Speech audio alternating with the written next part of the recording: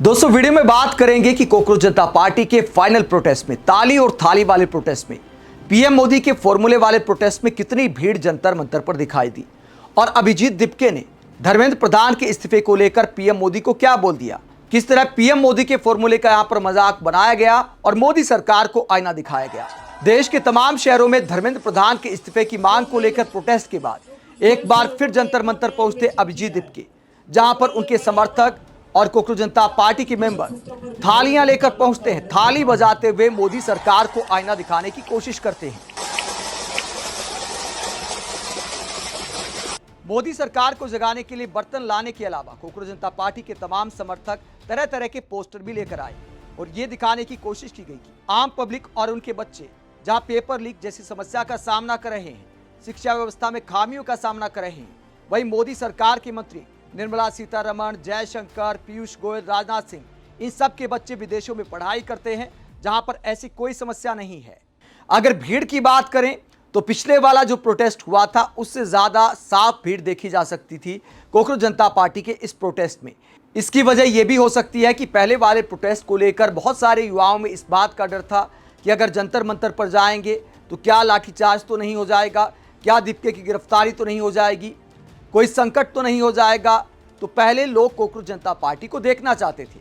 अब तमाम शहरों में प्रोटेस्ट के बाद अब की बार जंतर मंतर पर पहुंचे हैं तो ये तस्वीर आप देख सकते हैं, भीड़ पहले के मुकाबले ज़्यादा दिखाई दे रही है।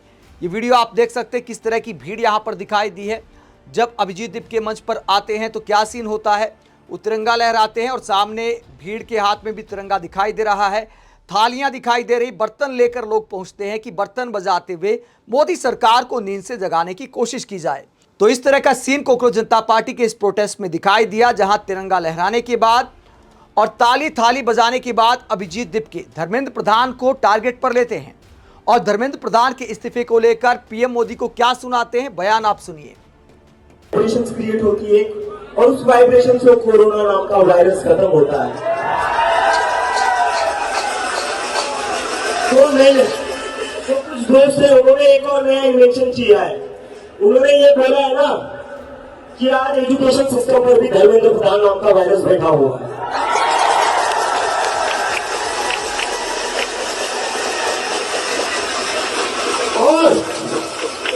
और देखो, सटायर में कह रहा हूं, बाद में फैक्ट चेक मत करना कि अभिजीत को कोई साइंस का नॉलेज नहीं है। सटायर है, बहुत सारे साइंटिस्ट, यूनेस्को की रिपोर्ट आई है, उन्होंने कहा है कि थाली बजाकर धर्मेंद्र प्रधान नाम के वायरस का भी खात्मा किया जा सकता है।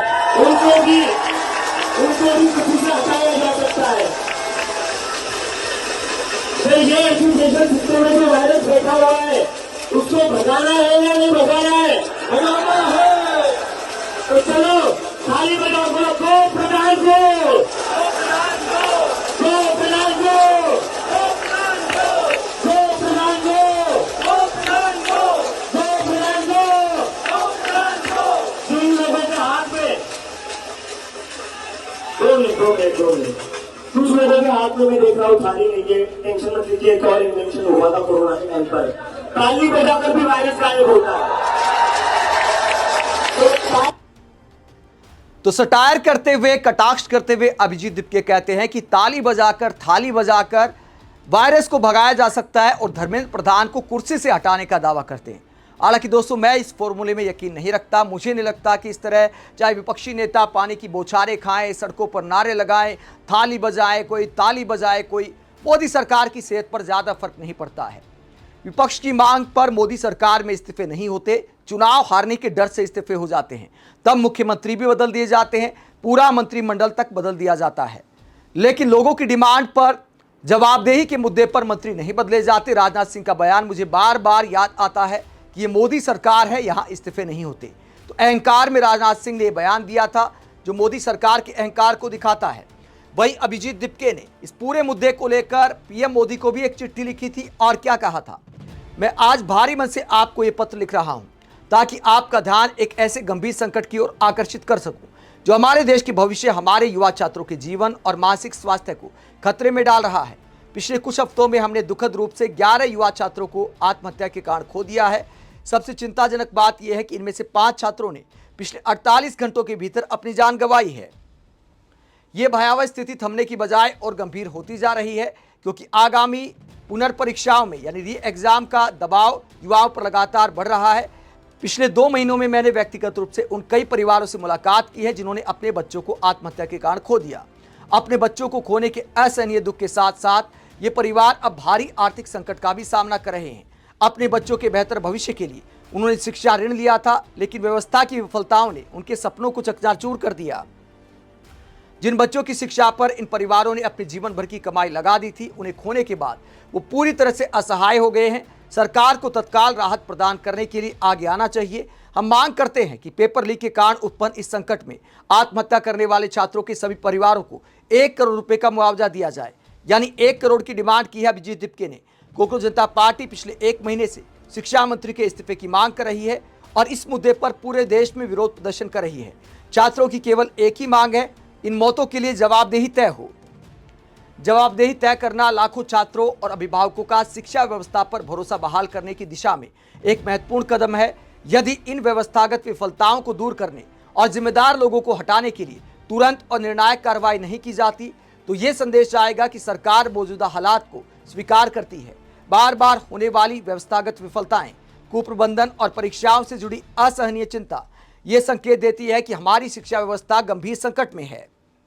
इसीलिए हम आपसे विनम्रता पूर्वक अनुरोध करते हैं कि शिक्षा मंत्री को पद से हटाया जाए। वो आपके नेतृत्व में कार्य कर रहे हैं और अंतिम जिम्मेदारी प्रधानमंत्री के रूप में आपकी है। यदि आप ये स्वीकार करते हैं कि धर्मेंद्र प्रधान ने भारत की शिक्षा व्यवस्था को नुकसान पहुंचाया है और उन्हें बदलने के लिए निर्णायक कदम उठाते हैं, तो ये कमजोरी नहीं बल्कि जवाबदेही सुनिश्चित करने की आपकी दृढ़ इच्छा शक्ति का प्रमाण होगा। हम आपसे आग्रह करते हैं कि तुरंत हस्तक्षेप करें, छात्रों के मानसिक स्वास्थ्य और सुरक्षा को सर्वोच्च प्राथमिकता दें। आगे अभिजीत दिपके कहते हैं, ऐसे संरचनात्मक सुधार लागू करें जिनसे शैक्षणिक निराशा के कारण किसी और युवा जीवन का अंत ना हो।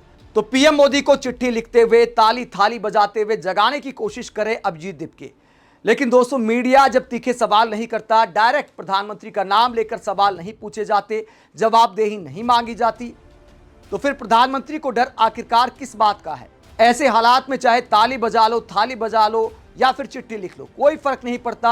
आई गई बात हो जाती है। मोदी सरकार देश में विपक्ष की परवाह नहीं करती, एक के बाद एक दलों को तोड़ा जा रहा है, तो राजनीतिक खतरा भी बेहद कम होता जा रहा है। ऐसे में कोकरोच जनता पार्टी के ऐसे प्रोटेस्ट का, शहर शहर ऐसे आवाज उठाने का फिलहाल सरकार की सेहत पर तो कोई असर दिखाई नहीं देता। आप क्या सोचते हैं? कमेंट बॉक्स में अपनी राय जरूर दें। साथ ही चैनल को सब्सक्राइब भी करें। नमस्कार।